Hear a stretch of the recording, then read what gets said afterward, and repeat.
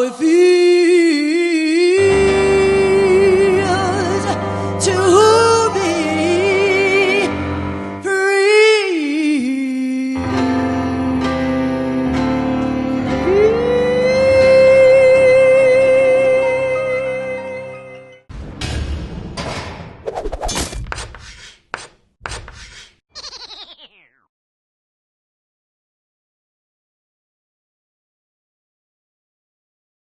다스베이다 대선 특집 호회 1호 시작하겠습니다.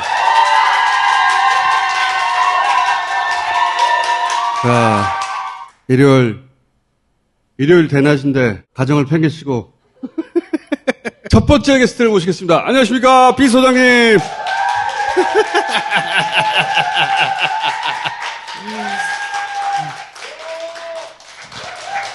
자, 이번 대선에서 빼놓을 수 없는 분이죠. 토론에서 이런 장면 나온다. 이런 장면 나온다. 예고했었는데 실제 다 나왔어요. 신기하지 않아요? 신기해요. 저쪽에는 무속이 있다면 우리한테는 B 소장님이 있다. 네. 자, 이번 법정 2차 토론은 법정 1차 토론의 여파로 각 후보가 전략을 좀 수정하고 나왔어요. 네, 그런 것 같습니다. 네. 이재명 후보는 사이다 대신에 품위, 안철수 후보는 윤철수래.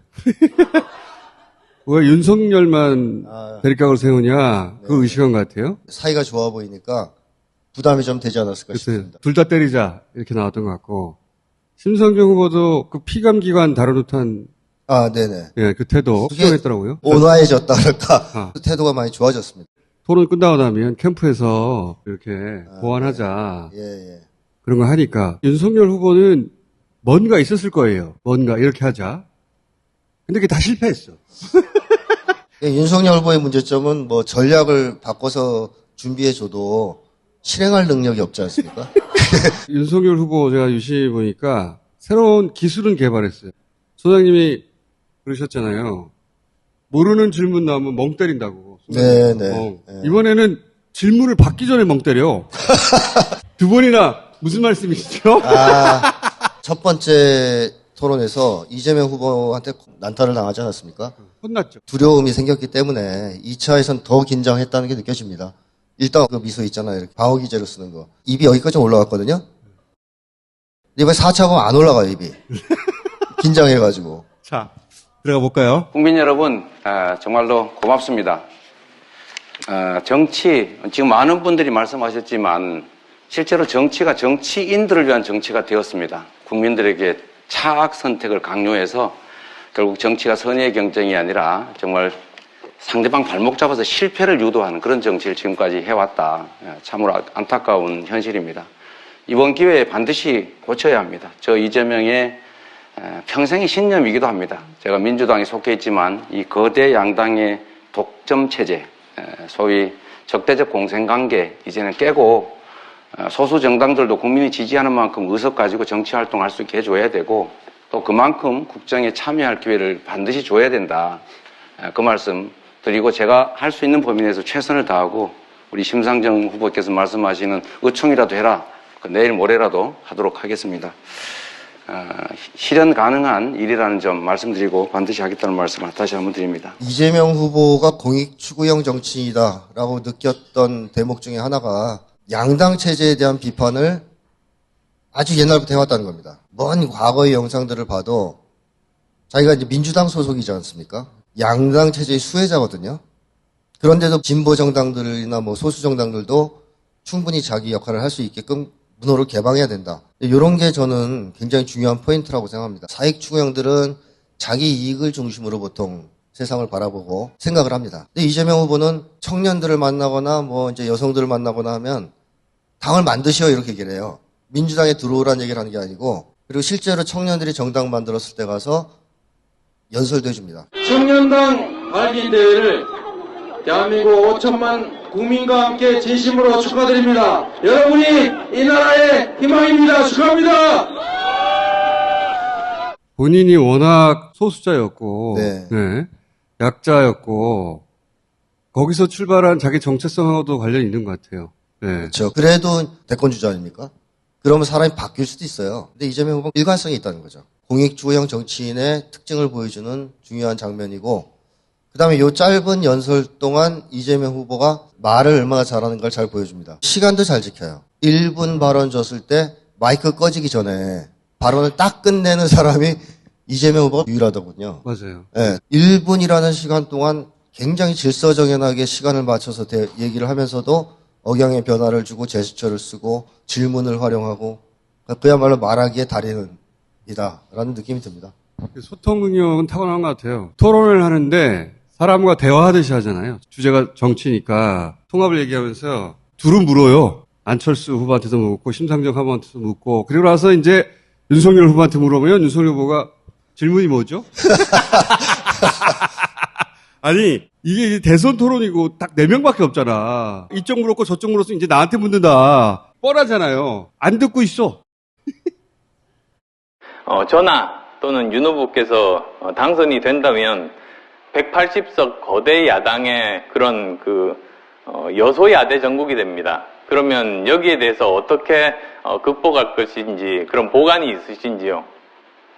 과거에도 김대중 정부 때도 79석으로 집권을 해서 또 거대 야당을 상대를 했는데 중요한 것은 우리가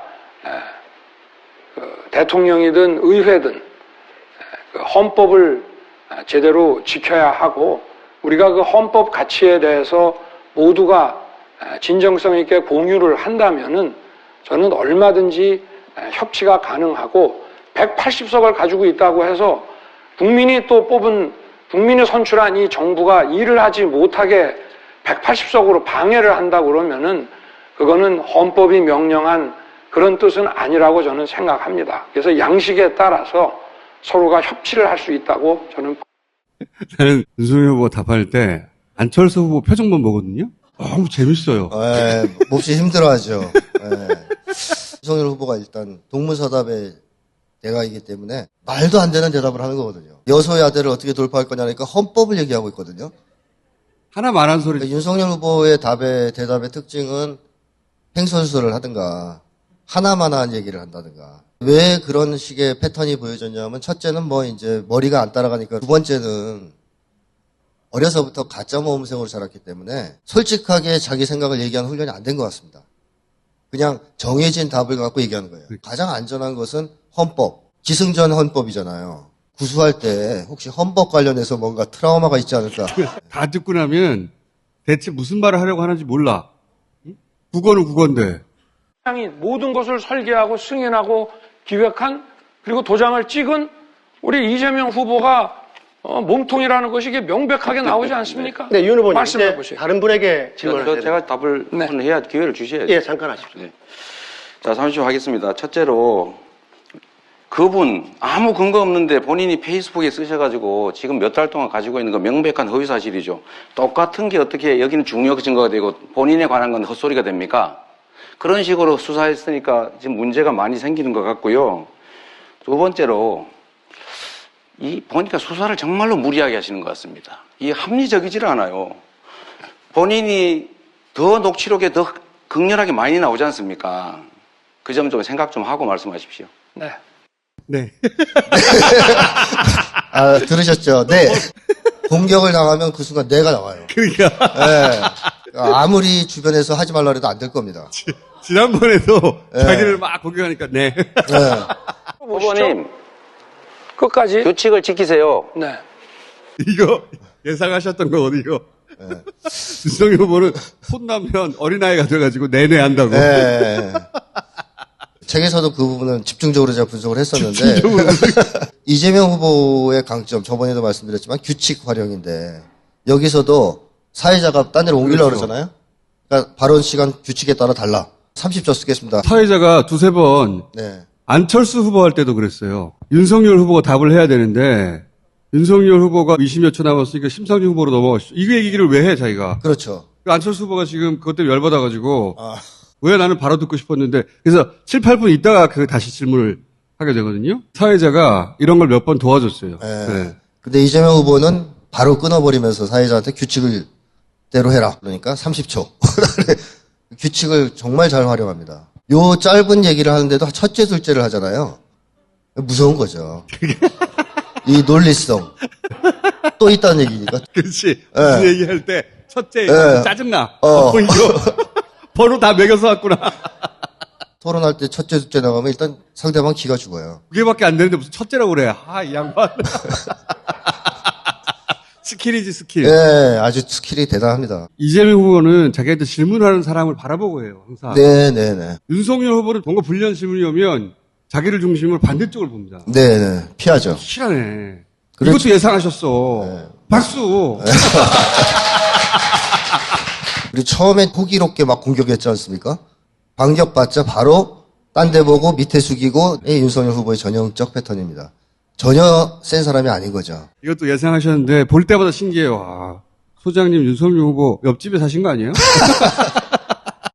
기소를 하고 56명을 구속 기소를 하는 아니 그런데 그 중에서 왜 대장동 1150억 불법 대출을 알면서도 기소 안 하고 봐줬냔 말이죠. 나중에 2016년인가에 결국은 다 구속돼서 아니 2년 6개월 불법 실형 대출이 받았잖아요. 아니라 뭐 무슨 그 사람이 어디 가서 커미션 받아먹은 거를 또 기소를 안 했다면서 왜 또 불법 대출이? 조은영한테 커피는 왜 사주셨어요? 그럼 왜 타주셨어요? 저는 그 사람 본 적이 없습니다. 아니 참. 희한하네요. 갖다 붙이려고 10년 전 그럼 것까지. 3부 토고는 왜 봐주셨어요?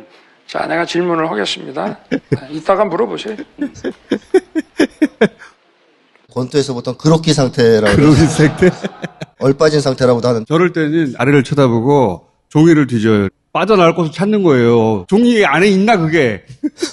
그래 종이도 잘 눈에 안 들어올 겁니다. 저때 거의 정신이 나간 거거든요. 이재명 후보가 지난번에 비해서 토론 태도를 굉장히 온화하게 함에도 불구하고 이미 긴장도가 높기 때문에 여러 차례 멘붕에 빠집니다. 여차하면 또 들어온다. 그렇죠. 네. 잘못 건드리고 큰일 납니다. 빨리 빠져나가야 된다. 예, 그렇습니다. 이재명 후보, 윤석열 후보한테 말할 기회를 줘요. 난타전을 하는 과정에서도 무슨 얘기를 하면 어느 정도는 들어줘요.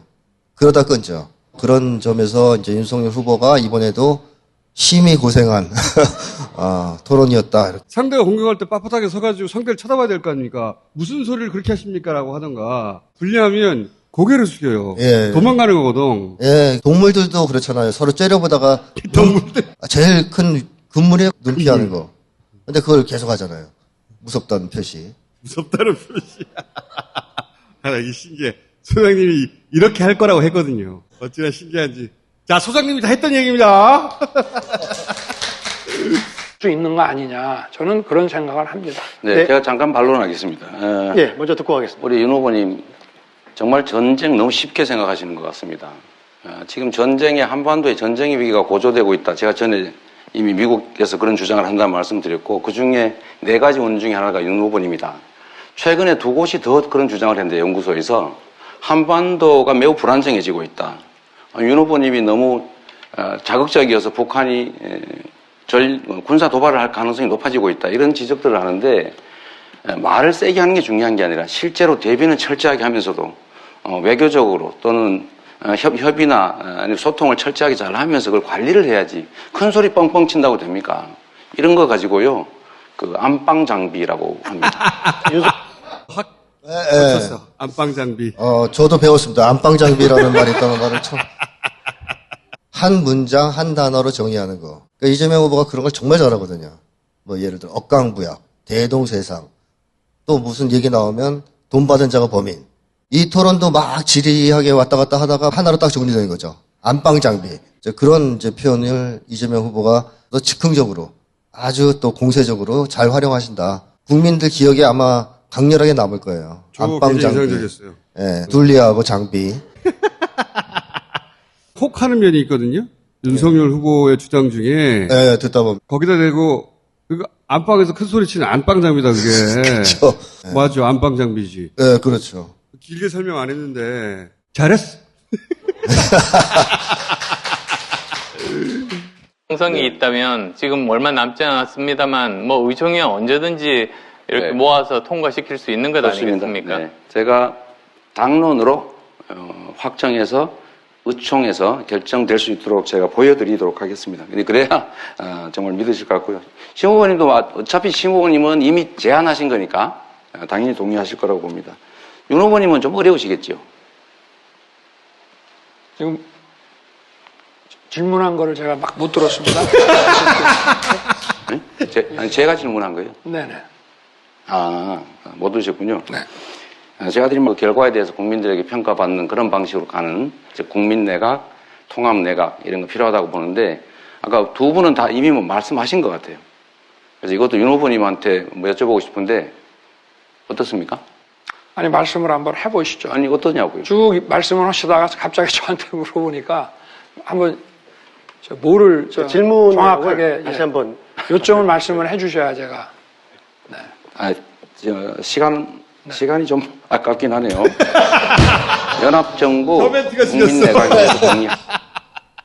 질문 받기 전에 이미 멍 때리고 있었어요. 새로운 기술이야. 예, 이게 두 개 붙인 겁니다. 왜 윤석열 후보가 하는 말을 놓쳤을까?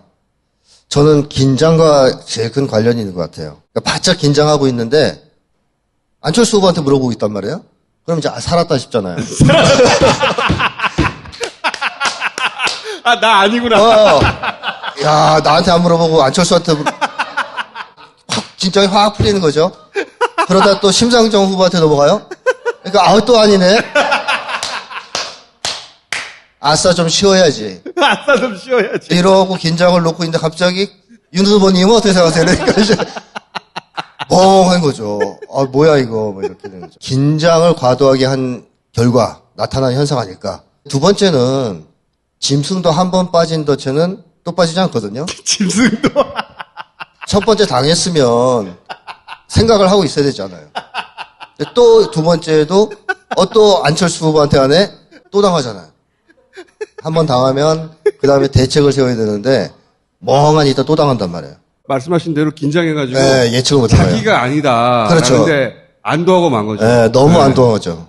집중력도 굉장히 짧아요 보니까. 그렇죠. 문해력도 떨어져요. 지금 안철수, 심상정 자기 편으로 하나 묻고 그 다음에 나는 별개로 만들려고 하는 거구나. 당연하잖아.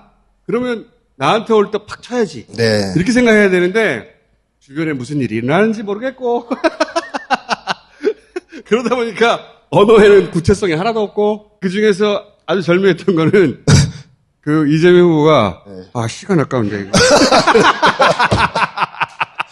안 할 수는 없고 그렇죠. 후보가 물어보니까 네. 시간이 아까운데 윤 후보가 기본적으로 1, 2분 이상의 이 구도를 설계를 못하는 것 같아요. 내다보면서 흐름이 이렇게 흘러갈 거다는 예측보다는 이 순간 저 사람이 나를 치나 안 치나 지금 내가 안전한가 안전하지 않은가 이런 식의 사고가 하는 것 같습니다. 문맥 파악 능력이 없어 보면 그렇죠. 상대가 하는 말도 문맥 파악 능력이 없고 본인이 길게 얘기할 때 보면은 중간에 문맥이 계속 바뀌잖아요. 네네네. 병렬시 과법이죠. 의식의 흐름이 아무 상관없는 게 막 나와. 이게 하이라이트였어요, 아주. 자기 혼자 무슨 일이 일어나고 있는지 몰라. 그걸 두 번이나 연속으로 그랬죠. 두 번이나 그랬죠. 자, 다음. 그 탄핵 세력을 누가 부활시켰냔 말이에요. 솔직한 말로 여기 우리 윤 후보님 계신데 슬로건이 국민이 키운 윤석열이신데 네. 제가 보기에는 민주당이 키운 윤석열이 아닌가. 어떻게 생각하세요? 네, 우리 심 후보님 지적이 정말 가슴 아픕니다. 정말 가슴 콕콕 찌르는 것 같은데요. 지적이 대체적으로 제가 동의합니다. 부족했고 오만했고 그래서 지금 대가를 치르고 있는 것이고 또 성찰하고 사과드리고 있다는 말씀 먼저 하나 드리고요. 심 후보님 그래서 제가 드리는 말씀입니다. 가능하면 저는 그 위성정당은 정말 그때 저도 반대했잖아요. 대놓고 반대하다 사실 당내에서도 입장이 난처했는데 그때 저는 개인적으로 정말 가슴 아팠어요. 오랜만에 만든 정치개혁성과 이런 식으로 만든 그거는 이제 당에 아까도 대해서 이제 말씀을 미안하고요. 주셔서 제가 잘 앞으로는 좀 네. 그러지 않는 길로 가자. 네. 아유, 답변 잘했어요. 네네. 이재명 후보의 심리적인 특성 중에 하나가 솔직성입니다. 그러니까 솔직성은 두 가지가 있다고 제가 과거에도 말씀드렸는데 도덕적 특성으로서의 솔직성이 있고 심리적 특성으로서의 솔직성이 있어요. 그러니까 도덕적 특성으로서의 솔직성은 거짓말을 하면 안 된다. 이런 신념에 기초해서 거짓말을 안 하는 거죠. 그리고 이제 심리적 특성으로서의 솔직성은 그냥 자기 속마음을 표현을 그냥 활발하게 하는 겁니다. 적극적으로. 그래서 곤욕을 많이 치렀죠. 예. 곤욕을 많이 치렀죠. 도덕적 특성으로의 솔직성은 없지만 심리적 특성으로의 솔직성이 있는 사람들은 있어요. 홍준표라든가. 노무현 전 대통령이나 이재명 후보는 두 가지를 다 가진 사람들이죠. 그래서 굉장히 솔직하고 그것 때문에 고생도 많이 했는데 방어적인 사람은 나는 아니다. 이거 민주당 잘못이다. 이렇게 선을 굴 수도 있거든요. 근데 그냥 인정하잖아요. 그것도 굉장히 정서적인 표현, 감정적인 표현으로 표현하면서 이렇게 인정을 합니다. 그럼 심상정 후보가 거기서 또 뭐라고 공격합니까? 심상정 후보가 들고 나올 수 있는 강한 무기 중 하나였거든요. 네, 그렇죠. 합의해놓고 니네가 배신하지 않았냐. 네. 역공할 수도 있어요. 아니 우리가 정의당에 제안하지 않았냐. 왜 안 받았냐. 곤란하게 만들 수도 있는데 그래서 네. 얻는 게 하나도 없죠. 네, 네. 네. 그냥 그대로 받아 앉는 거죠. 굉장히 그렇습니다. 잘 넘어갔어요. 심상정 후보가 공격이라고 했는데 공격이 네. 안 됐죠. 네, 이건 이재명 후보의 그냥 성격적 특성인 것 같아요. 그러니까 재지 않고 솔직하게 자기 심정을 얘기하는 거죠. 윤석열 후보한테 전혀 기대할 수 없는 그런 성격이. 소장님이 예상하신 게 토론에서 너무 많이 나와가지고 이번에는 뭐 나오나 하고 지켜보게 돼요. 계속.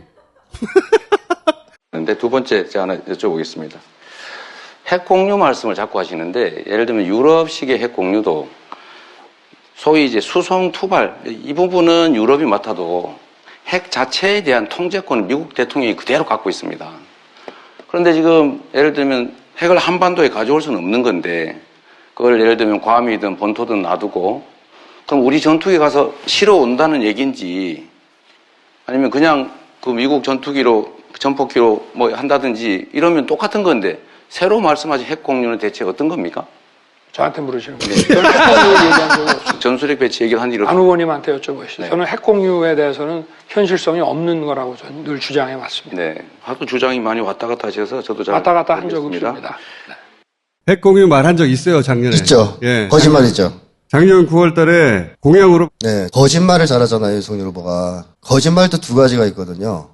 목적의식적 거짓말이 있고요. 또 하나는 즉각적이고 방어적인 거짓말이 있습니다. 이제 목적의식적 거짓말이라 하면 어떤 의혹이 있을 때 나와서 거짓말로 뭐 성명을 발표한다든가 뭐 이런 게 되겠죠. 즉각적 방어적 거짓말은 공격을 받는 순간 너무 무섭고 두려워서 습관적으로 거짓말을 하는 거. 두 번째인 것 같아요. 윤석열 후보 둘 다 잘하는데 요 토론회에서는 두 번째입니다. 자기가 한 말인데 네, 분위기가 불리해요. 그렇죠. 그러면 즉시 기억이 삭제돼. 네. 간편해 아주. 부러워 죽겠어. 작년 9월 달에 전술핵 배치, 핵 공유 공약으로 발표했거든요. 근데 순간적으로 기억이 삭제되는 거예요. 그러면서 내용, 말투, 표정 다 억울해. 이거는 재능이야. 누가 들으면 진짜 안 한 줄 알 거 아니에요. 그러니까. 예. 근데 이게 어릴 때부터 보통 거짓말을 안 했을 때 한 대 쥐어박히는 환경? 뭐 진실을 말했을 때 이 자식이 한테 딱 막 이러면 이제 아이들 입장에서는 습관적 거짓말을 하거든요. 그거 제가 안 했어요. 뭐 일단 안 맞으려고. 이게 이제 축적되고 습관화가 되면 이런 식의 즉각적 방어적 거짓말을 하게 되는 거예요. 만약에 소장님이 오늘 처음 나와가지고 이 말 했으면 내가 안 믿었을 거예요. 안 믿었을 텐데, 벌써 몇 달 전부터 윤석열 후보는 이런 특징을 가지고 있기 때문에 여차저차해서 토론회에서 이런 특징이 나타날 것이다. 다 예상인데 그대로 됐잖아. 내가 믿지 않을 수가 있나, 이제. 네, 맞습니다. 그런 이제 습관을 갖고 있다 해서 앞으로도 대통령이 될 일은 없겠지만 혹시 큰 일을 맡았을 때 외교를 하는 과정에서 거짓말을 한다든가 국민들과 기자회견하면서 거짓말을 한다든가 이럴 가능성도 있다는 거예요. 언론 마사지로 해결하면 되니까. 네, 근데 이게 나중에는 사실 더 큰 문제를 불러오거든요. 그래서 생각을 좀 깊이 하는 사람들은 그 자리에서 거짓말을 안 하려고 합니다. 나중에 반드시 문제가 되니까. 근데 윤석열 후보는 그 순간 그런 걸 고려할 수 있는 상황이 아닌 거죠. 검사라는 직업하고도 관련이 있는 것 같아요. 보통 사람들은 중요한 국면에 사실이 아닌 걸 말하면 어떻게든 책임이 따라붙게 되잖아요. 근데 본인이 검사니까 본인이 추궁당할 일이 없잖아. 말씀하신 어릴 때 그 습관이 누적돼서 네. 그걸 고칠 기회가 전혀 없었던 것 같아요. 그렇죠. 삶 전반을 통해서 자기가 기소되거나 한 적이 없다 보니까 순간적으로 불리하다 싶으면 삭제! 부러워 죽겠어. 우리 윤 후보님 식량 안보 얘기도 하신 것 같아요. 그러면서 식량 안보 직불제, 탄소 중립 직불제도 하겠다. 이거 좀 좋은 의견이라고 생각하긴 하는데 뭐 구체적으로 그 내용 한번 설명해 주시죠.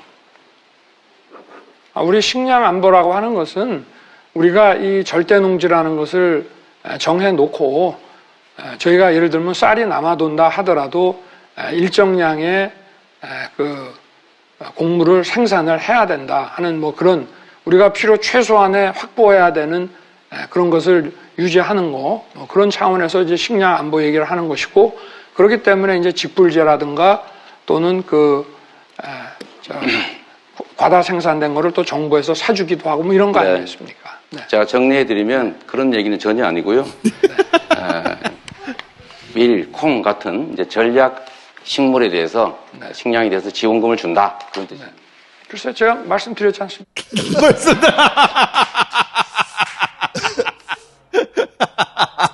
자기가 말 안 했는데 또 말했대 또. 이재명 후보 표정 보셨어요? 답답해하는 표정. 중간에 뭐 이런 거 하시죠. 이 앞에 토론회 같았으면은 저걸 면박을 줬을 텐데. 네. 이게 이제 약간 보종을 하고 온 거예요. 그래서 면박을 안 주고 대신 정리하겠습니다. 윤석열 후보 같은 경우에는 무조건 반대하잖아요. 옳은 얘기냐 아니냐 따지지도 않고. 이재명 후보는 윤석열 후보 공약을 보면서도 이거는 괜찮다 싶은 거는 얘기를 하거든요. 이제 일말의 기대를 가졌던 거죠. 제 생각에는 그런 선의는 약 0.1%고요. 써있긴 써있는데 저 모를 것 같은데 확인한 거죠. 그런 공격적 목표에서 이 질문을 했다면 윤석열 후보가 저렇게 헛소리할 때 그러려니 하면서 기분이 좋아야 되는데 굉장히 답답하고 이런 표정이었거든요. 그래서 저는 약간의 기대는 있지 않았을까. 그래도 그 인간에 대한 최소한의 희망의 끈 뭐 이런 거 있지 않습니까? 한 10% 정도는 알지 않을까? 다 모르진 않을 거고 내가 더 많이 한다 이렇게 자랑하고 싶었는데 아무것도 모르니까 이제 허탈한 거죠. 그렇죠. 근데 심상정 후보나 안철수 후보만이 아니라 최대 경쟁자인 윤석열 후보 공약에서도 좋은 거를 뽑아서 나름 평가를 해주고 얘기를 들으려고 한다. 뭐 이런 점은 제가 높게 평가합니다. 자, 저는 그 속에 때릴 의도가 있었다고 봅니다. 다만 저렇게까지 모를 거라고 생각하지 않았겠죠. 그렇죠. 네. 뒷불지 얘기를 하고 있으니까. 항상 기대 이상의 모습을 보이잖아요. 윤석열 후보가. 보니까 단기간에 자료를 많이 보긴 봤어요. 그게 막 뒤죽박죽 된 거예요. 그래서 그 제목 밑에 있는 거 대충 기억나는 걸 네, 갖다 붙이는 거거든요. 네, 맞아요. 자, 다음. 정말 윤 후보님 정말 문제십니다. 그들에게 도움을 준 것도 윤 후보님이죠. 저축은행 비리 수사 봐줬지 않습니까? 그들한테 이익 본 것도 윤 후보죠. 그 녹취록이 맞다면 거기 본인 죄를 많이 지어가지고 구속돼서 바로 죽을 사람이라고 돼 있어요. 그러니까 더 책임이 크다 이 말입니다. 그리고 이재명 게이트라는 말은 한참 전에 나온 얘기예요. 이 사건 터지기도 전에. 제가 말씀을 하겠습니다. 독대했다 이런 거짓말 하지 마세요. 네, 30초. 반복을 통한 강조 기법을 잘 쓴다. 이재명 후보가. 그래서 뭐뭐도 국힘당, 뭐뭐도 국힘당. 이 짧은 대목에서도 뭐뭐는 윤석열 후보, 뭐뭐는 윤석열 후보. 이런 식으로 말 흐름을 끌고 가지 않습니까? 헌법 특징이죠. 예. 1, 2, 3 번호매 기억하고 그러면 리듬감이 생기고 이렇기 때문에 사람들이 들으면 아 그래 윤석열이구나 이렇게 자, 다음. 그런데 또 이걸 하겠다 이렇게 얘기하니까 윤 후보님 그런 거 많으시잖아요. 뭐 이미 구직에 있는데 구직에 새로 만들겠다. 예술고인데 예술고 만들겠다 이렇게 얘기하셔서 이것도 이미 하고 있는데 네. 또 하겠다고 그러셔서 왜 하고 있는 걸 또 하겠다고 그랬냐 이게 말씀입니다. 글쎄요. 저는 하여튼 이런 다양한 분야에 군사뿐만이 아니라 또 지금은 이 안보와 경제를 또 분리할 수 없는 상황이기 때문에 이런 포괄적인 동맹이 필요하다라고 말씀을 드린 거고 제가 뭐 꼭 새로운 이론을 내야 되겠습니까? 공약으로. 제가 NSC 이미 회의했는데 NSC 그 회의하라 이렇게 주장하시는 것도 봤는데 시중에 후보님 이런 얘기 있어요. 우리 후보님 그 빙하 타고 온 둘리 같다. 글쎄, 혹시 뭐 들어보셨어요? 그런 정상적인 그 질문을 하시죠. 팩트에 근거해. 한미 포괄적 동맹하겠다. 이 앞에 대목이 그랬더니 그 이미 바이든하고 문재인 대통령이 했다. 한 거를 왜 또 하겠다고 그러냐. 그렇죠. 이 질문이에요. 그렇죠. 그랬더니 뭐 꼭 새로운 거 해야 되냐. 그냥 한 거 남이 한 거 하면 안 돼. 차관 얘기를. 글쎄요. 지난번에 이어서 네. 글쎄요.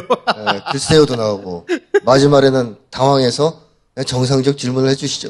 거의 이제 하소연하듯이 얘기하죠. 이재명 후보가 새로운 공격 방법을 하나 개발했다. 둘리 뭐 이렇게 얘기하니까 아 이게 나를 공격하는 건가? 아닌가? 윤석열처럼 이 기동성이 떨어진 사람은 헷갈리거든요. 지난번에는 심상정 후보가 물어보니까 주식 양도세 글쎄 이렇게 했잖아. 이 주식 양도세가 왜 도입됐는지 혹시 아세요?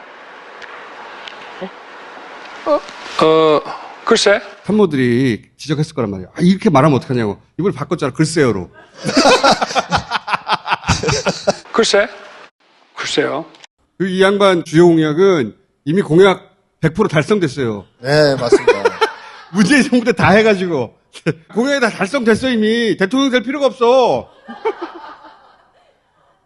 자. 국민 여러분, 반도국가, 즉 해양 세력과 대륙 세력이 충돌하는 지점이 있는 나라가 가진 운명이 있습니다.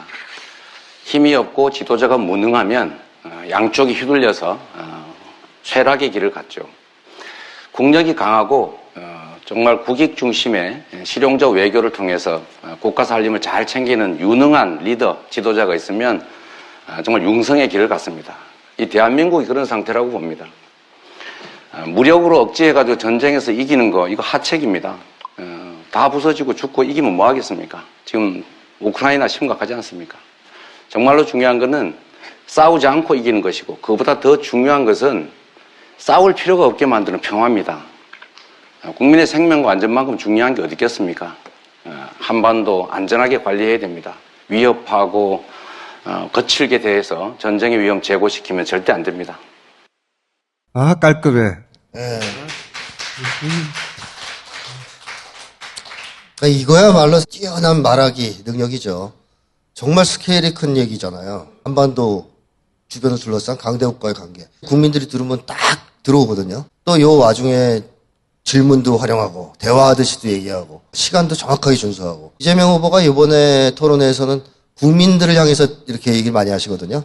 국민 여러분. 사실 윤석열 후보한테 얘기하는 건 시간이 아깝잖아요. 그래서 최대한 저는 마지막 한 번 남은 토론에서도 윤석열 후보한테 말하지 말고 국민을 향해서 얘기를 하셨으면 좋겠어요. 큰 문제를 알기 쉽게 풀어서 설명해 주시는 얘기 많이 하시면 굉장히 도움이 될 거다. 보통은 법정 토론 때쯤 되면 이미 지지를 다 결정하고 법정 토론이 순위에 영향을 미치는 경우는 과거에 없었거든요.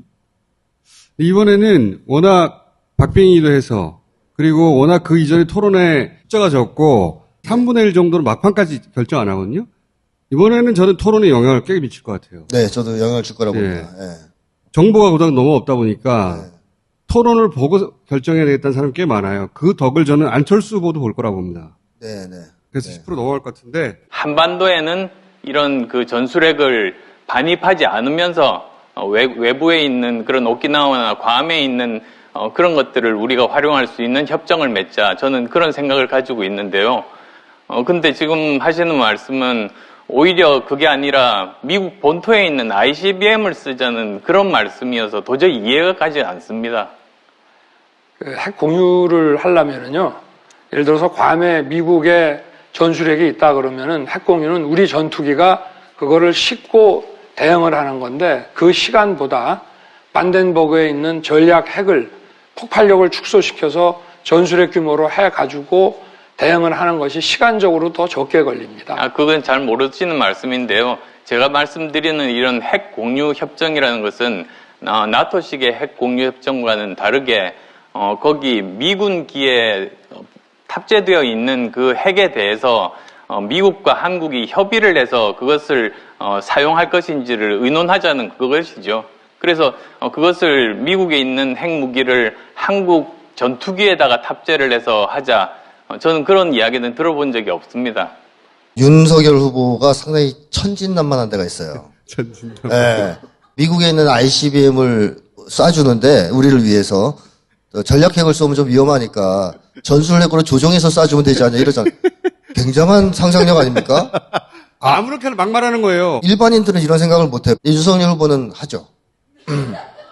비현실적이어도 모두 상관없습니다. 그냥 떠오르는 대로 상상하는 건데 굉장히 자기중심적일 뿐만 아니라 유화적인 상상력이죠. 기사 보니까 미국 국무부 쪽에서 이렇게 미국의 정책에 무지할 수 있다는 걸 놀랐다.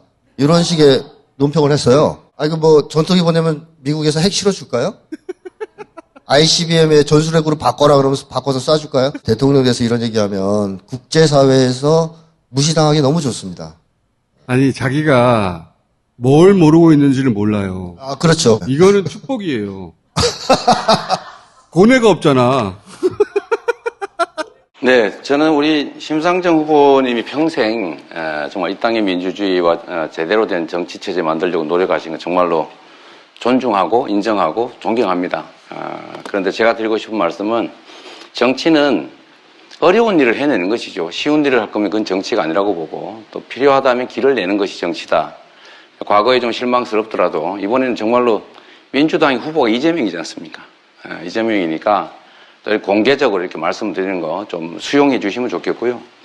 또 한 가지는 지금 조금 전에 말씀하신 거 관계도 있고 우리 안철수 후보님 말씀하신 거 관계도 있는데 선거에서 꼭 단일화해서 이렇게 뭐 우격다짐으로 눌러앉힌 다음에 뭐 조건을 걸어서 같이 한다 이런 거 사실은 저는 안 하는 게 맞다고 봐요. 아까 그게 이제 결선 투표제가 그걸 보장하기도 하겠지만 그렇지 않더라도 저는 선거 결과와 관계없이 정말 가치와 공감한 부분이 있는 세력들끼리 좀 역할을 나누자.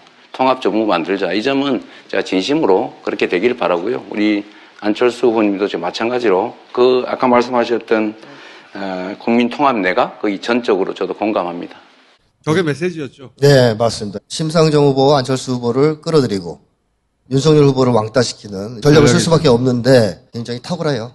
아주 정서적인 표현을 동원하면서 칭찬해주고 존중해주고 그러면 이제 듣는 사람은 이제 자기도 모르게 기분이 좋아지기 때문에 반감을 가지긴 최소한 어려워지죠. 기본적으로 인간을 대하는 자세가 갖춰져 있다. 그 다음에 자신감을 읽을 수가 있습니다. 민주당 후보가 이재명 아닙니까? 이런 표현 들으면 굉장한 자기 확신, 자신감 이런 것을 갖고 있구나. 근데 그게 좀 느껴져야 돼요. 그래서 이재명 후보의 그 카리스마는 자기 확신, 자신감 이런 데서도 나오는 거예요. 나 이재명이다. 좀 달라질 거다. 그런 점에서 아주 좋은 장면이었다고 생각합니다. 자, 여기까지 하겠습니다. 감사합니다. 김어준 총수의 금딱지 내놔! 다스베이다 구독자가 아직도 100만이 안 됐다고요? 말이 안 되지. 빨리빨리 금딱지 내놔! 금딱지 내놔! 자, 유시민 작가를 모시겠습니다.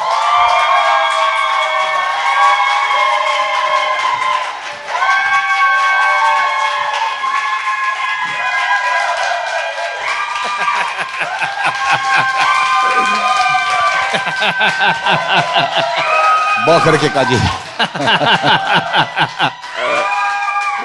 의외로 인기가 좋아. 이제 이런 맛에 네. 정신이 나가는 거지. 윤모씨. 윤모씨. 진짜 오랜만에 나오셨어요. 네.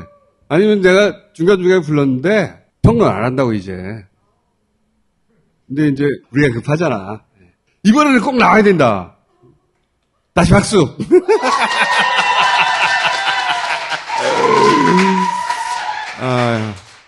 근데 앞에 우리 김태형 교수 말씀하시는 거 들었는데 나하고는 생각이 좀 다르대. 자, 그러면 다른 것 중에 재미있는 것만. 그 윤석열 후보가 자꾸 거짓말 한다고 그랬잖아요. 네.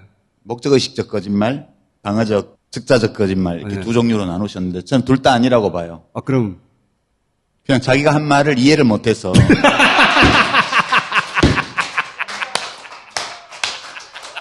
그거를 두 종류의 어느 쪽이든 거짓말로 규정하는 거는 그 특정 후보에 대한 지나친 폄훼가 될 수 있어요. 이게 더 심한 편이 아무 목적의식 없이 작년 가을에 전술핵 공유 이런 거 하자 이랬는데 잊어버린 거야 그냥. 그리고 그런 얘기를 할 때 그게 얼마나 중대한 얘기인지 잘 몰랐던 거지. 그러니까 거짓말을 하려고 해서 한 게 아니고. 새로 말씀하신 핵 공유는 대체 어떤 겁니까? 저한테 물으시는 거예요. 네. 저는 핵 공유를 얘기한 적이 없습니다. 전술핵 배치 얘기를 한 일이 안 후보님한테 여쭤보시죠. 아니 그것뿐만 아니고 여러 가지가 다 그래요. 우리가 여러 번 그랬어요, 여러 번. 네, 우리가 유력한 대통령 후보를 있는 그대로 이해하려면 그의 입장이 되어서 그 입장이 그에게 감정이입해서 그의 처지에서 생각해 보려는 우리 유권자의 자세 이런 게 되게 필요하죠.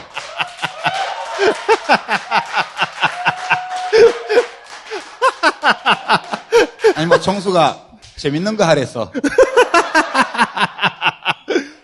그러니까 그 분의 심정으로 들어가서 생각해 보자면 내가 그 말이 그런 뜻이었는지 몰랐어 나는. 우리가 역량이 부족해서 뭘 잘 못하는 사람을 비웃거나 조롱하거나 비난하면 안 돼요. 그분은 지금 최선을 다하고 있어요.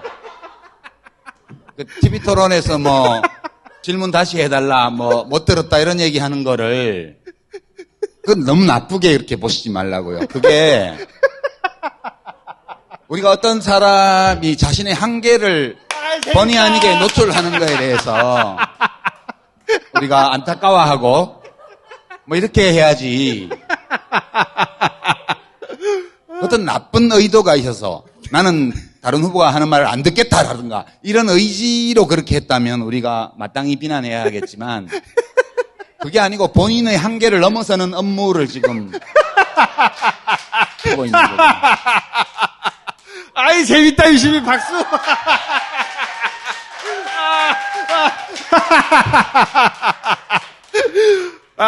진지하게 얘기하는 거예요.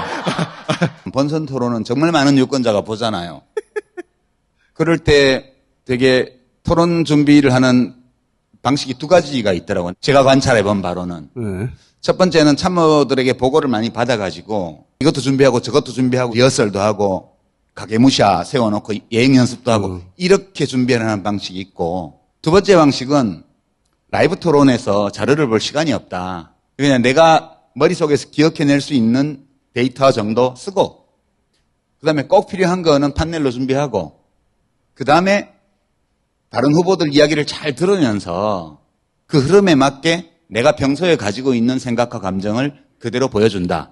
크게 봐서 두 개가 있어요. 윤석열 후보는 두 번째 게 좀 어려운 분이기 때문에 그 부분에게는 선택의 여지가 없어요. 그러니까 첫 번째 거를 잔뜩 준비를 해와서 그걸 보고 말을 하니까 상대 후보를 못 봐요. 진행자를 보지도 못하고. 그러니까 이 눈동자가 밑으로 갔다가 그 허공을 또 돌아요. 이 기억을 해야 되기 때문에. 그러니까 알 수 있잖아. 굉장히 노력하고 있는 거라고요. 그 이재명 후보가 뭐라고 얘기하고 있을 때 그 다음에 콘티가 이렇게 돼 있기 때문에 다음에 자기가 뭘 해야 된다는 생각 때문에 미리 준비해온 걸 챙기느라고 그걸 못 들은 거예요. 맞아. 그러니까 그분은 대통령 후보로서의 업무가 너무 버거워. 아니 웃으라고 한 얘기가 아니고 그냥 진짜 있는 그대로 내가 얘기를 하는 거예요. 왜 웃고 그래 자꾸. 아니 이제 대화를 해야 되는데 이재명 후보는 대화를 하고 있는 중이거든요. 그렇죠. 지금 물어보고 상대방이 답하면 거기에 맞는 답을 해야 되니까. 근데 윤석열 후보는 대본을 봐야 되니까. 그러니까 너무 힘든 일을 하고 있는 거예요. 그러니까 우리가 표는 안 주더라도 표를 안 주더라도 그거를 막 이렇게 비웃는다든가 이렇게 하는 거는 그거는 안 돼요. 우리가 그렇게 하면. 와, 유신 작가님 20년 정도 알아왔는데 이번이 제일 웃겨. 최고로 웃겨 지금.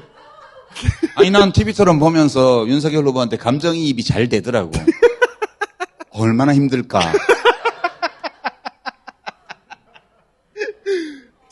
자기가 뭘 모르는지 모르니까 내가 축복이라고 그랬는데 순간적으로 싹 잊어버리는 거 재능이고 일단 어퍼컷 있잖아요. 예. 이 상체 동선이 움직이는 걸 보면은 대학 응원단의 앵글이에요. 몸이 이렇게 쫙.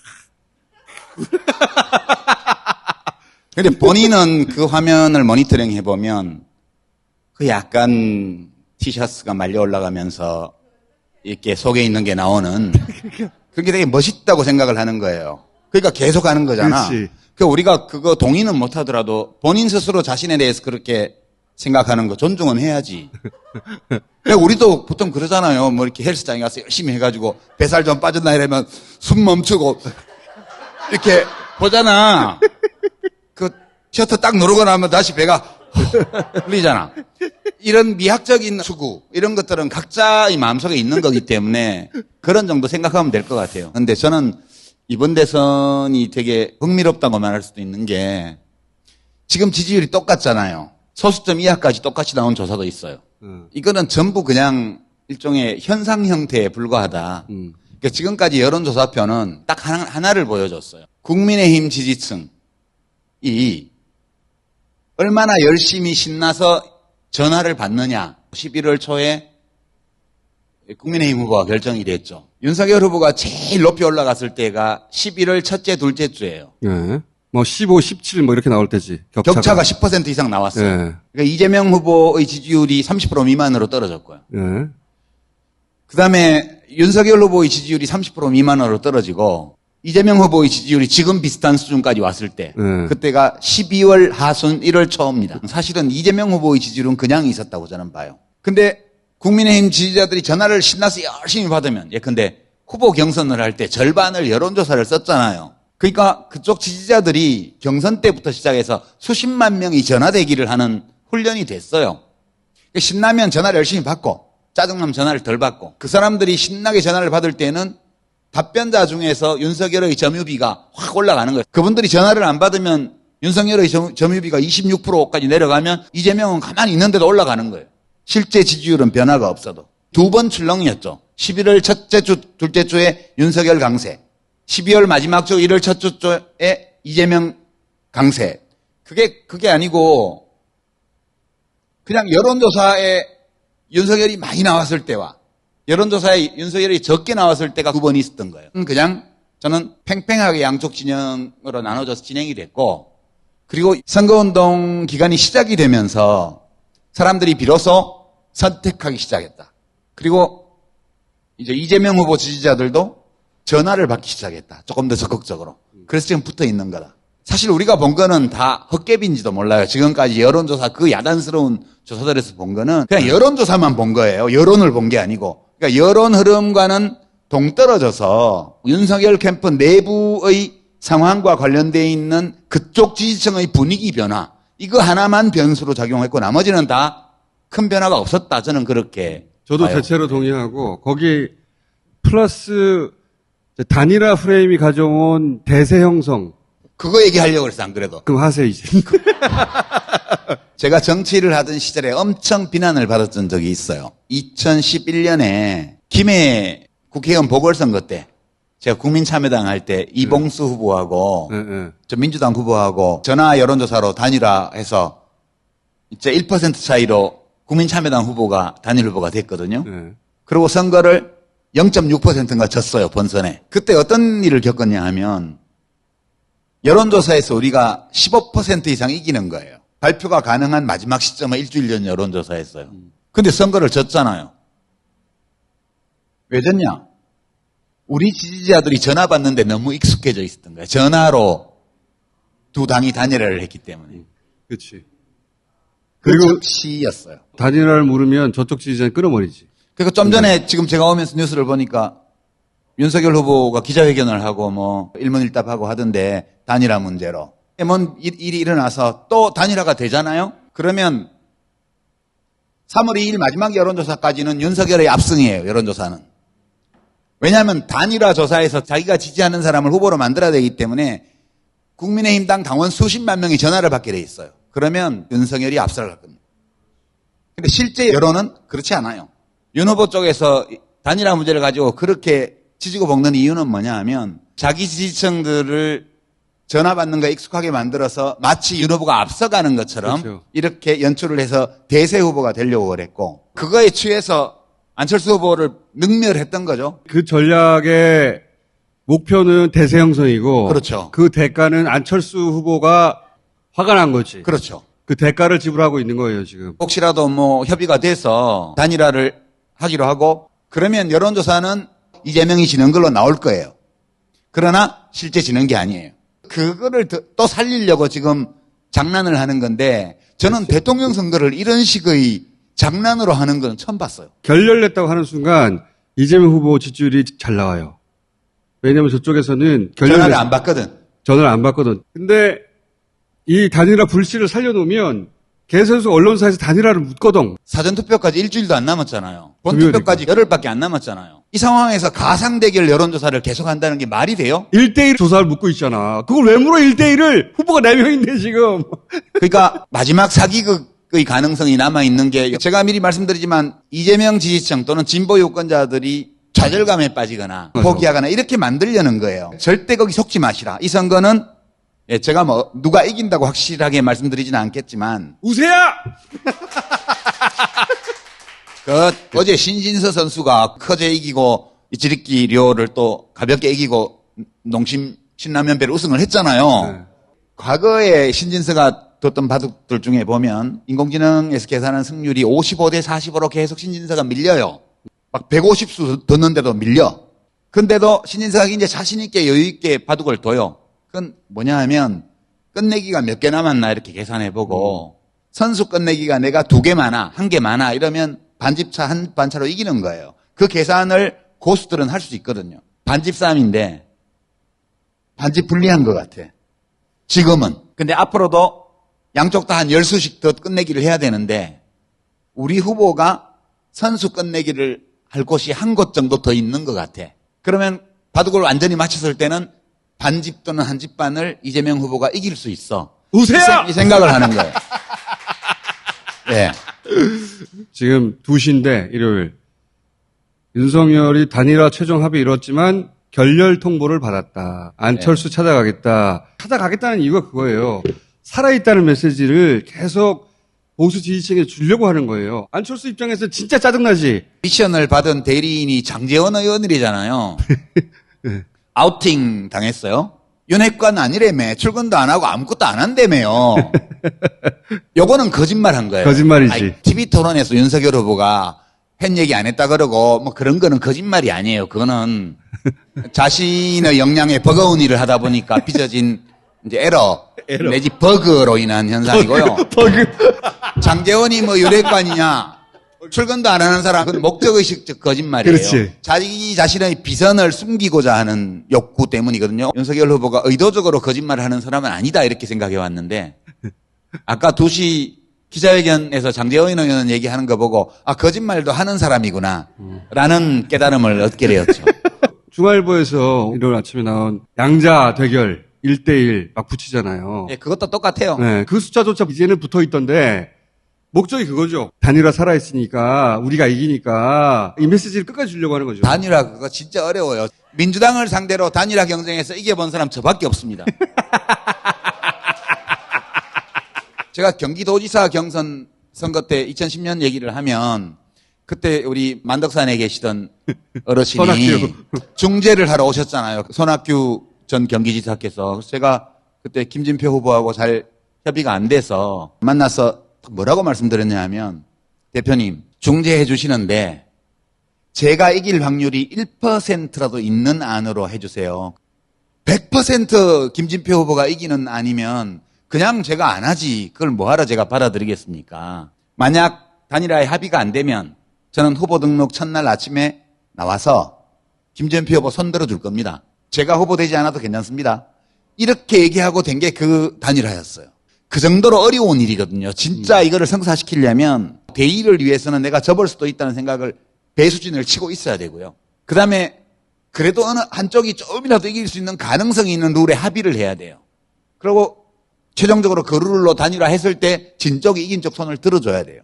김진표 의원이 그때 해주셨죠, 그거를. 그런데도 제가 선거에 진 거죠. 준비가 부족했기 때문에. 이 단일화는 되기가 되게 어려워요. 윤석열 후보가 엄청나게 대의에 충실한 사람이면 돼요.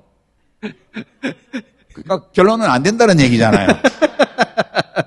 그러니까 그렇게 돼 있는 건데도 불구하고 이거를 지금 다스베이다 호해를 찍고 있는 이 시간에도 저렇게 지지고 볶고 있으니 그러니까 이게 이런 웃기는 대선은 처음이다. 죽었는데 안 죽은 척 하는 거예요. 안철수 후보가 야 죽었어라고 선언을 했어요. 그런데도 안 에이. 죽었다고 우기고 있는 거야. 그러면서 하는 말이 뭐냐? 투표 전날까지도 말도 안 되는 소리거든요. 살아있다고 말해야 그나마 지지율도 좀 더 나고 지지자들이 실망하지 않으니까 이게 선거운동이에요. 근데 단일화가 아니라. 안철수 후보는 많이 늘었더라고요. 단일화 끝났습니다라고 말하고 TV토론 나왔잖아요. 얼굴이 편안해졌어요. 표정이 얼굴 근육이 훨씬 느슨해졌어요. 그 기분도 알거든요. 조바심이 있을 때는 늘 온몸의 근육이 경직돼요. 찰스 다윈 선생이 벌써 150년 전에 영장류의 표정에 관한 연구 책이 있는데 거기 나오는 얘기예요. 나오는 얘기. 15% 득표에 500원 겁니다. 저도 10% 이상 득표한다고 보는데 어쨌든 안철수 후보는 내가 10년 전에 봤던 정치하기 전의 표정이 다시 나오기 시작했어요. 다행이야. 그 본인을 위해서도. 이재명 후보 칭찬해주고 싶은 점이 있습니까? 이재명 후보는 비위가 참 좋아요. 먹성도 엄청 좋아요. 진모 씨 자랑하잖아요. 전화 받고 또 후보도 전화 정원진 받았다고 후보. 막 자랑하잖아요. 야 정말 제 보면서 야 먹성 좋네. 먹성 좋네. 비위 좋네. 현실 정치는 그래야 되는 거예요. 저 같으면 죽었다 깨도 못할 일을. 그렇지. 왜 대구의 박창달 의원, 전 의원이라고. 대구. 네. 2004년 박창달 의원 체포 동의안이 부결되는 바람에 열린우리당이 그때부터 금가기 시작했잖아요. 맞지. 그때 그 박창달이야 제가 잊어버리지도 않아요. 딱 어느 날 보니까 둘이 나란히 서서 사진 찍은 게 딱 나오더라. 야 그때부터 제가 야 이재명 후보 정말 먹성이 좋으네. 친박 중에 친박이거든. 대구에서. 김대중 대통령 이후로 처음인 것 같아요. 김대중 대통령이 그런 면이 있었거든요. 어릴 때여서 저런 거 싫다 이런 감정이 있었는데 우리나라 민주주의를 제대로 하기 위해서는 정권 교체를 해야 되고 따라서 도움이 되는 사람이라면 누구든 받아들이고 제가 그런 모습을 김대중 대통령 때 봤고요. 그 뒤로 이 진보 진영 지도자들한테서는 그런 모습을 본 적이 없어요. 근데 처음으로 이재명 후보가 그 삘이 좀 나는 거예요. 그래. 그거 굉장히 큰 장점이에요. 예전에 몰랐는데 그렇게 먹성이 좋은지는. 먹성이 좋아. 이재명 후보는 그 자신의 언어가 있어요. 그러니까 요건 이제 노 대통령한테서 우리가 많이 보던 건데 전문가들이 전문적인 언어로 정책이나 어떤 이론이나 이런 걸 딱 설명을 하면 그거를 외우고 똑바로 암송하기 위해서 카메라 앞에서 운동자가 정처 없이 헤매면서 막 하는 이런 게 아니잖아요. 이재명 후보는 밑을 보지를 않아요. 듣고 이야기를 하는데 자기 자신의 뇌 안에서 자기 자신의 표현으로 만들어 놓은 것들이 나오죠. 자기의 언어가 있는 사람이에요. 그래서 언어는 존재의 집이라는 유명한 말이 있잖아요. 언어는 존재의 집인데 그 존재의 집이 알코올 도수가 높은 집이냐 아니면 어떤 지식의 향기가 풍기는 도서실이냐 이런 것들을 보여주는 거거든요. 언어는 아니, 존재의 이런 집이에요. 말들 못해서 지금 그동안 어떻게 참았어 지금. 아니 KBS 가서 이런 말 못하잖아. 예전에 노무현 대통령 주치가 담배를 그만 피우셔야 된다고 그래서 이제 여사님한테 좀 감시 업무를 맡기셨어요. 그러니까 여사님이 담배를 못 피게 하시는 거예요. 이제 그때부터 어떤 일이 벌어졌냐 하면 자꾸만 이해찬 국무총리를 오라 하시는 거예요. 그분은 청와대 그 응접실에서도 담배를 피우는 분이세요. 이해찬 총리가 와서 담배를 피우셔도 여사님이 눈치를 못 줘요. 왜냐면 담배 냄새가 나도 이해찬 총리가 폈어. 아니 그 여사님이 계시다가 아휴 그러고 가신단 말이에요. 그러면 이제 나도 한 대, 내도 한 대. 그러니까 이 가장 자연스럽게 담배를 얻어 필 수 있는 상대가 이해찬 총리였어. 그러니까 이 총리를 만나는 걸 그렇게 좋아하시는 거야. 내가 이 얘기를 왜 하게? 왜 심야에 기자들이 술 먹는 집에 후보가 자꾸 가냐 이거야. 이해찬 총리를 청와대로 오시라는 게 아니야. 담배를 피우기 위해서 담배 피우는 김에 또 총리하고 자주 만나면서 국정을 논하고 이렇게 되는 거죠. 어떤 대통령 후보가 새벽 1시에 CCTV에서 술집에서 왔다 갔다 하는 게 찍혔다. 그리고 거기 수행원 중에 하나가 옆자리에 있던 어떤 중년 부부하고 성희롱을 했네 하는데 시비가 붙었다. 기자들 여러 명이 어울려서 새벽 1시 넘어까지 술을 먹었다. 이 얘기잖아요. 얼마 전에 있었던 사건이. 기자들에게 영업을 하러 갔냐? 거기 술이 있기 때문에 가는 거지. 술이 있기 때문에 가서 술을 마시는 김에 기자들한테 영업을 하는 거예요. 이렇게 이해를 했고요. 고달프시겠다. 그래서 인간적인 연민은 참 많이 느껴요. 인간적인 연민. 왜냐하면 우리가 하고 싶은 어떤 것을 하지 못하는 어떤 사람을 볼 때 안타까움을 느끼게 되잖아요. 지금이라도 늦지 않았는데 마음만 먹으면 언제든지 그 생활로 돌아갈 수 있는데. 그거 왜 걱정되시는 건 뭐가 있습니까? 윤석열 후보에 대해서 걱정되는 시점. 걱정 안 돼요. 네. 걱정 안 돼요? 대통령 안 될 거기 때문에. 제일 큰 문제는 딱 하나죠, 뭐. 그 업무를 감당할 수 없는 분이 대통령으로 있다. 대통령이 혼자서 자기가 일을 하는 자리가 아니거든요. 국민들이 해결해 주기를 바라는 어떤 문제들이 있을 때 그 문제를 해결할 권한과 의무와 능력을 가진 사람을 찾아가지고 야, 네가 이 문제 해결해. 어떻게 해결하면 좋겠어? 들어보고 그래 그런 방향으로 해결해. 근데 어려운 문제 생기면 내가 좀 도와줄게. 이렇게 해서 문제를 해결해야 되는데 그런 대화를 할 줄 모르는 사람이라는 거. 맞지. 이런 것들 때문에 이제 우리 사회가 앞으로 못 가고 제자리에서 이제 몸부림치는 이런 상황이 계속될 거예요. 아니, 여러분 복잡하게 생각하실 게 없고요. 이명박 대통령, 박근혜 대통령이 있을 때의 대한민국을 집약했다고 생각하시면 돼요. 집약했다고? 네. 그러니까 1년 내에 다 집약할 거예요. 4대강 재자연화는 취소, 다시 이제 수문 맞고, 그죠? 예. 네.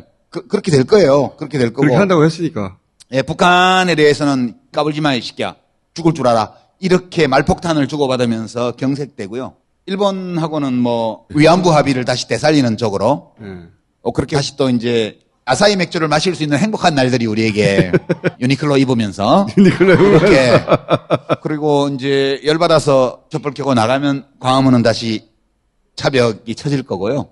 다 겪어본 거잖아요. 아, 하나 더 있구나.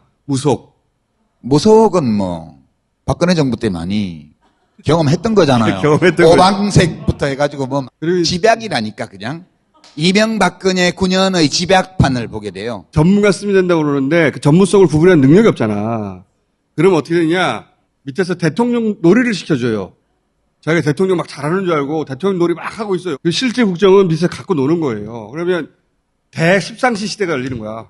그리고 이거 한미일 군사협정. 그런 것도 네. 무슨 뜻인지 잘 몰라서 한 말이지. 그분은 그런 문제에 대해서 그렇게 깊이 생각하고 주도 면밀하게 말씀을 하실 분이 결코 아닙니다. 네. 자기가 하는 말이 얼마나 중요한 말인지 몰라요. 예. 그렇게 깊이 생각해서 큰 의미를 담아서 말씀한 게 아니에요. 네, 그냥 아무 말이나 하다 보면 교양이 다소 부족한 사람들에게 흔히 나타나는 그런 일들 중에 하나다. 특별히 그렇게 또 그거 가지고 또 민주당에서는 또 그렇게 막 성명 발표하고 너무한 것 같아. 너무한 것 같아. 몰라서 하는 사람을.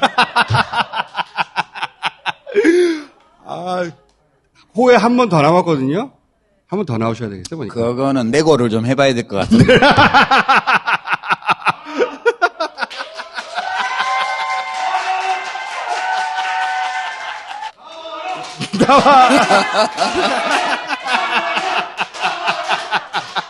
자, 그러면 남아있는 변수는 뭐가 있습니까?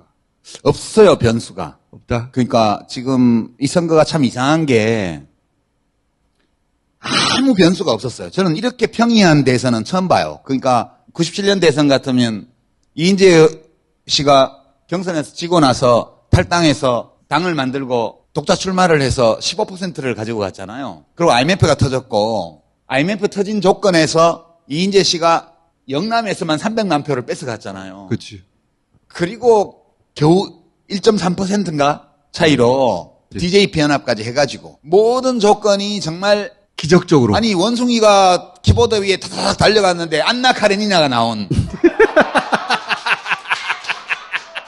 유일한 이길 수 있는 길, 그 한 길로만 딱 그렇죠. 가버렸지. 그러니까 굉장히 가능성이 좁은 협곡을 통과해서 도착한 선거였어요. 2002년은 뭐 말할 나위도 없죠. 2002년은 그렇죠. 마지막 순간까지 또. 녹풍이 불어서 이렇게 갔다가 그냥 월드컵 나면서 이렇게 꺾어졌다가 다시 단일화해서 올라오고 막 단일화 철회하고 막 해서 드라마가 어마어마했습니다. 지난번 대선은 사실은 구도로 끝나버려서 예외적인 선거였고요. 그 이번 선거는 그 이재명하고 윤석열하고 하는 거예요. 그냥 둘이 워낙 다르고 쟁점도 맞붙지도 않고 각자 자기 얘기하고 유일하게 단일화 하냐 안 하냐가 문제였는데 근데 이미 윤석열 후보로 옮겨갈 가능성이 있는 표들은 이미 다 옮겨갔고요. 남은 표들은 반씩 쪼개져요. 그래서 여론조사에 허상을 만들어낼 수 있다는 문제 하나를 빼면 단일화도 실제적인 변수는 아니라고 저는 봐요. 저도 그렇게 합니다. 뭐 별로 남은 변수가 별로 없어요. 없고 그냥 누가 더 열심히 밭을 가느냐. 그것만 남아있는 무슨 변수가 생기기에는 남은 시간이 너무 짧아요. 그냥 자기 주변을 살펴서 한 분이라도 더 내 편으로 만들자. 유권자 개개인이 그렇게 할 수 있는 것은 모든 수단이 다 허용돼 있어요. 모든 수단에는 온갖 게 다 들어갑니다. 그야말로. 개인들끼리는. 개인들끼리는. 네. 이 정당이나 후보나 선대위에서 뭘 하면 큰일 나요. 밥을 사준다든가 이런 거. 절대 안 되죠. 그러나 개인 대 개인으로 하는 선거운동에는 모든 것이 허용돼 있습니다. 벌써. 자, 오늘 여기까지 하고 2회 예약!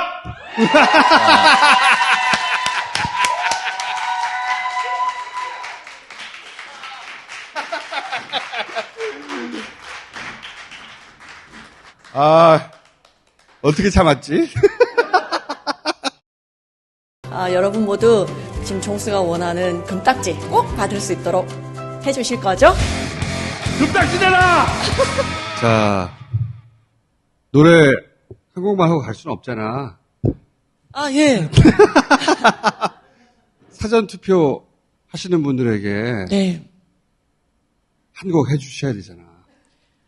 저가 제 자신한테 할 수 있는 노래네요. 우리나라를 위해서 옳은 선택을 할 수 있도록 하라는 얘기시죠? 그러니까. 그렇죠. 영어로 된 걸 불러주세요. 영어로 된 걸요? 그때 한국말을 해주세요. 한국말을 뭘 붙이냐면 무슨 노래를 하든 그 내용과 상관없이 끝에 그건 아니잖아. 저한테 뭐 시키시는 게 재밌죠? 영어로 노래를 하다가 끝에 그건 아니잖아. 그건 아니잖아.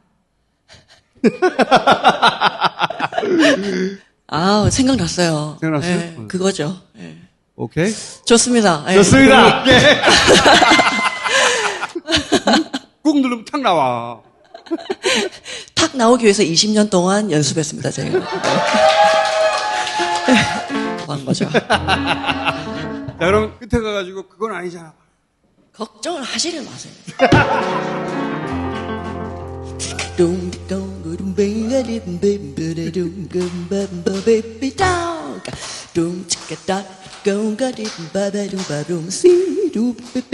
It had to be you. It had to be you. 너야 해.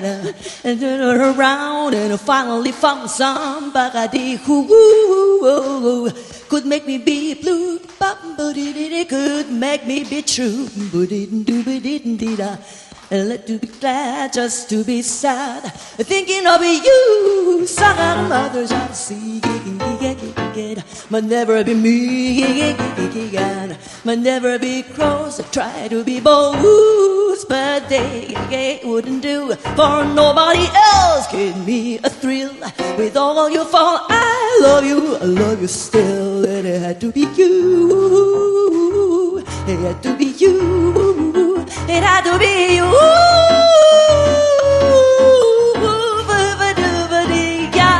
It had to be you. It had to be him. I wandered around, finally found somebody who could make me be blue, who could make me be true, and even be glad just to be sad, thinking of you. Some others I've seen might never be mean, might never be cross, try to be boss, but they wouldn't do. For nobody else give me a thrill. With all your faults, I love you still. It had to be wonderful. It had to be you.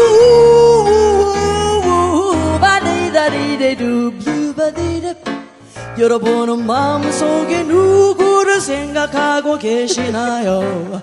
Somebody who could make you feel glad. 바로 그 사람 향해서 달려가는 날, 사전 투표 앞으로 가는 날, 손가락을 열어서 지장을 찍고 주민등록증을 보여주면서 꽝꽝꽝. With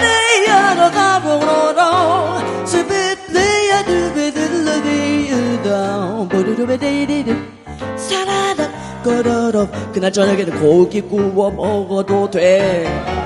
I don't find that no more, but never the little but little we 서로가 입과 껍데기입니다. 어느 곳으로 가실지 확인하셨나요? 확인하셨으면 어서 신발 신고 달려가요. 그날은 즐거운 날, 그날은 운명적인 날. Some others I've seen might never be mean,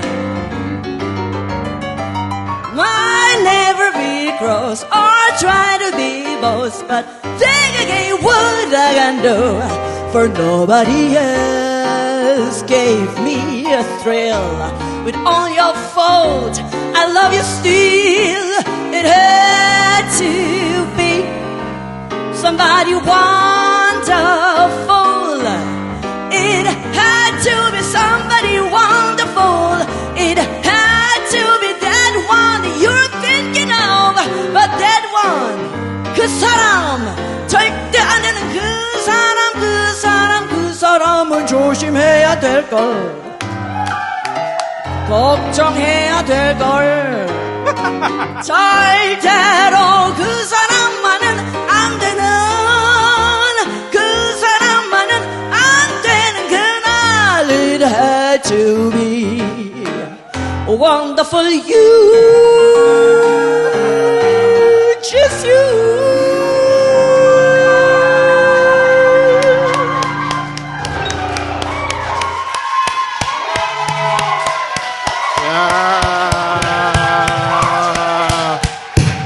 야, 이게 즉석에서 되네. 야, 아니 이게 어떻게 즉석에서 돼? It had to be you. 그렇죠. 너여야 한다는 거 아니야. 여러 가지 의미가 있다. 자기가 마음속에 두고 있는 후보 너여야 한다는 것도 있고, 선거를 결정짓는 건 바로 너야. 그런 의미도 있고. 맞습니다. 그 우리나라 분들이 그 영어를 말을 못해서 그렇지 굉장히 잘 알아들으세요. 그래서 가사를 이렇게 말하면은 다 알고 있어, 무슨 뜻인지 벌써. 굉장히 전달이 편합니다, 제가. 그래서. 저런 거 없어요? 밭을 갈아라. 밭을 갈아라는 노래가 하나 있어요. 그래요? 그 Without a Song이라는 노래가 있어요. Without 노래가 없으면 세상이 어떻게 변할 건가. 근데 이 노래라는 게 이제 아시다시피 어떤 표상이잖아요. 우리에게 주어진 어떤 표현의 자유라든가 우리 마음속에 진실을 말할 수 있는 도구라든가, 그게 없는 세상에서는 인간이 태어나봤자 뭐 하겠냐. 밭이 있어서 뭐 하겠냐. 갈지를 않는데. 곡식이 자라질 않는데. 아, 그런 내용이 있어, 안에? 내용이 있습니다.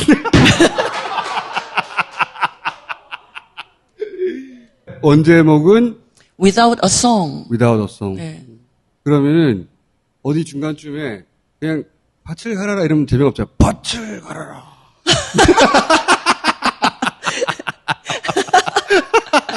세계 최초의 밭을 갈아라 송.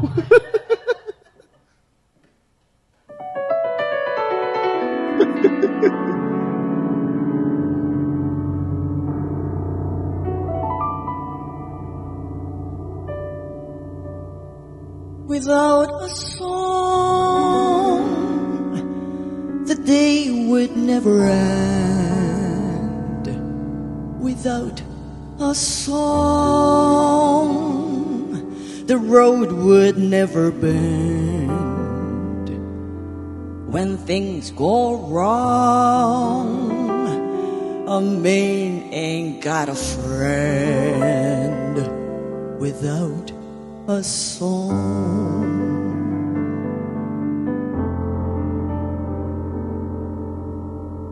The fields of corn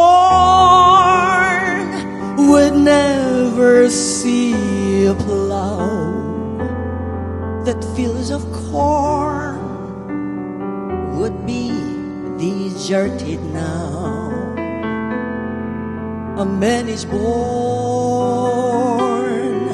but that ain't good no without a song.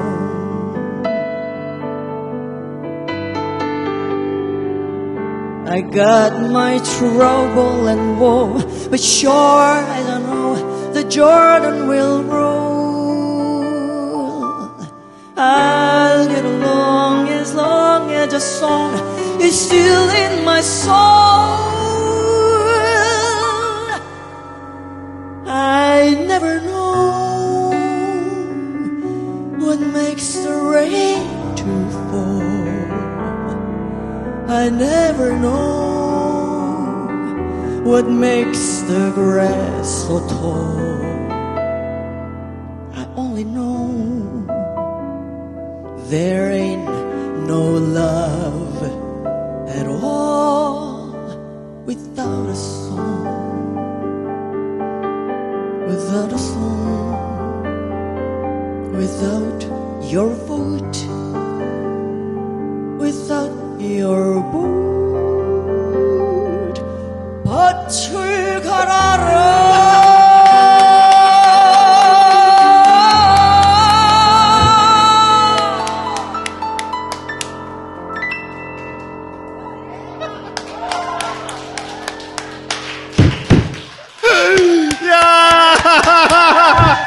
최고, 최고!